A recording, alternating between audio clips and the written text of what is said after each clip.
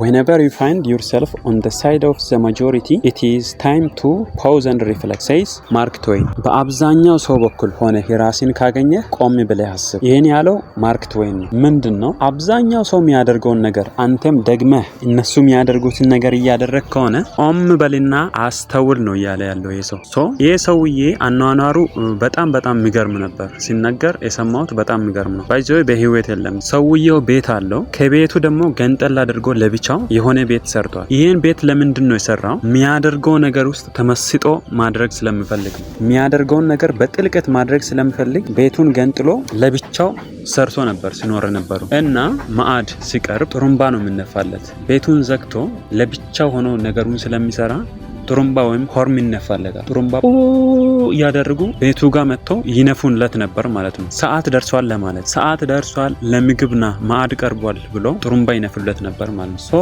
ይሄ ምንድነው? በጣም የሚገርም ነገር በህይወቴ በጣም ብዙ ነገር እንዳይ ያደረገኝ ሰው ነው ይሄ ሰው። ሶ ምንድነው? እኔ አብዛኛው ማደርጋቸው ነገሮች ሰዎች አድርግ ስላሉኝ ወይም ሰዎች ስላደረጉ ብቻ የማደርገው ነገር ነው በአብዛኛው በህይወቴ ያየው። ይሄ ማለት ምን ማለት ነው? ህግ ያለ ነው የሚመስለው አብዛኛው ሰው የሚያደርገው ነገር በስተጀርባ ህግ ያለ ይመስል የተወሰነ ሰው ሲያደርግ እናደርጋለን። እኔ የማደርገውን ነገር ሌላ ሰው ያደርጋል። ሌላ ሰው ሁለተኛው ሰው ያደረገውን ነገር ደግሞ ሶስተኛው ያደርጋል። አብዛኛው ሰው ያደረገውን ነገር አብዛኛው ሰው ያደርጋል። ሰው እንደዚህ ነው የምንኖረው ማለት ነው። በደንብ አስተውላችሁ ከሆነ እንደዛ ነው የምንኖረው። ይሄ ማለት ምን ማለት ነው?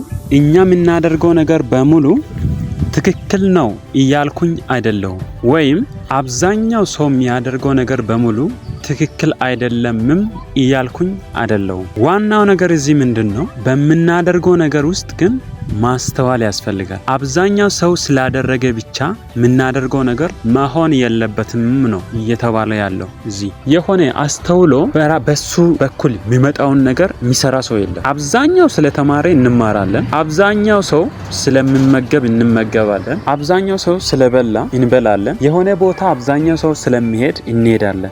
በጣም የሚገርም ነገር ነው። የሆነ ሰው ወይም የተወሰኑ ሰዎች ስለሚያደርጉ ብቻ የምናደርጋቸው በጣም ማአት ነገሮች ናቸው እና በህይወቴ በጣም ብዙ ነገር አይቻለሁ። እያስተካከልኩ ነኝ። ያስተካከልኳቸው ነገሮችም አሉ። ይሄን አሁን ሰውየው ማርክ ትዌይን ያለውን ነገር መጽሐፍ ቅዱስ ላይ ኮንፈርም የሚያደርገውን ነገር አይቻለሁ። ማቴዎስ ወንጌል 7 ከቁጥር 13 ላይ ሄዳችሁ ቼክ ማድረግ ትችላላችሁ። በሌሎች ሃይማኖቶች ውስጥም ይኖራል ብዬ ተስፋ አደርጋለሁ። ሶ ምን ይላል? ጠባቡና ሰፊው በር ይላል። በጠበበው ደጅ ግቡ፣ ወደ ጥፋት የሚወስደው ደጅ ሰፊ መንገዱም ትልቅ ነውና ወደ እርሱም የሚገቡ ብዙዎች ናቸው። ወደ ህይወት የሚወስደው ደጅ የጠበበ መንገዱም የቀጠነ ነውና የሚያገኙትም ጥቂቶች ናቸው ይላል። ይሄን አሁን ማስረዳት የሚጠበቅብኝ አይመስለኝም። ይሄ ግልጽ ነው። አብዛኛው ሰው የሚያደርገው አብዛኛው ሰው ስላደረገ ነው። አብዛኛውን ሰው ደግሞ ወደ ጥፋት ደጅ ወስዶ አብዛኛው ሰው የሚከተሉት መንገድ ነው ይላል። አንተ ግን በጠበበው ደጅ ግባ።